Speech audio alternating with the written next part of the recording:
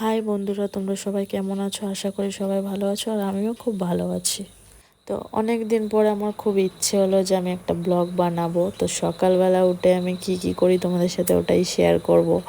কি ব্লগ বানাবো এটাই ভাবছিলাম, চলো এগুলো নিয়েই তোমাদের সাথে একটু শেয়ার করা যাক।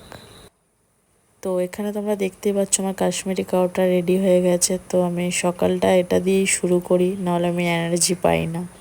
হয়তো সবার কাছে এটা দুপুর, বাট আমার কাছে এখন সকাল, যেহেতু আমি 12টা-1টার সময় ঘুম থেকে উঠি।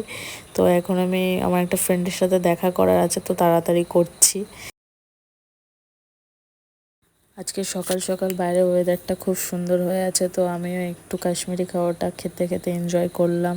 তো এখানে আমার মা মাছ কিনে নিয়েছে, পমফ্লেট মাছ। আর এটা কি মাছ আমি জানি না, বাট তোমাদেরকে দেখালাম।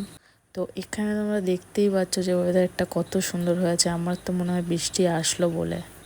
তো আমার স্নান টান হয়ে গেছে, তো পুজোটা আমি ভাবলাম যে দিয়ে নিই বেরোনোর আগে, কারণ ঠাকুরকে পুজো না দিয়ে আমি কোথাও বেরোই না, কারণ ভগবানকে ছাড়া কিছুই আমি চিনি না।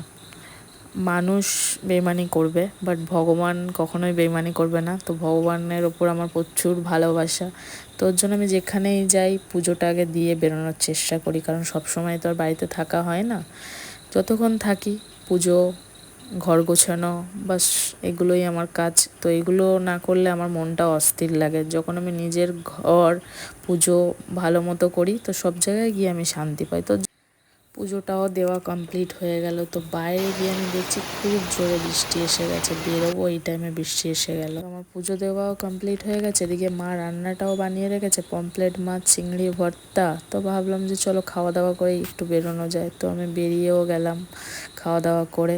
বাইরেও দেখছি বৃষ্টি এখনও কমছেই না, তাও আমি বৃষ্টির মধ্যেই বেরিয়ে গেলাম। যাই হোক, আমার ক্যাব এসে গেছে, আমি ক্যাবে বসে গেছি, ওর সাথে দেখা করব।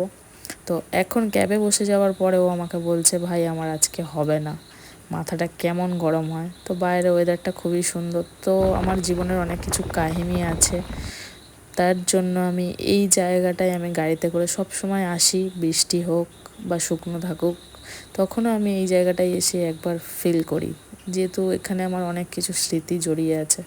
তো তার জন্য চলো একবার ঘুরেই আসি। আজকে আমি কি করলাম সারাদিন তোমাদের সাথে শেয়ার করলাম। চলো ব্লগটা এখানেই শেষ করলাম, টাটা।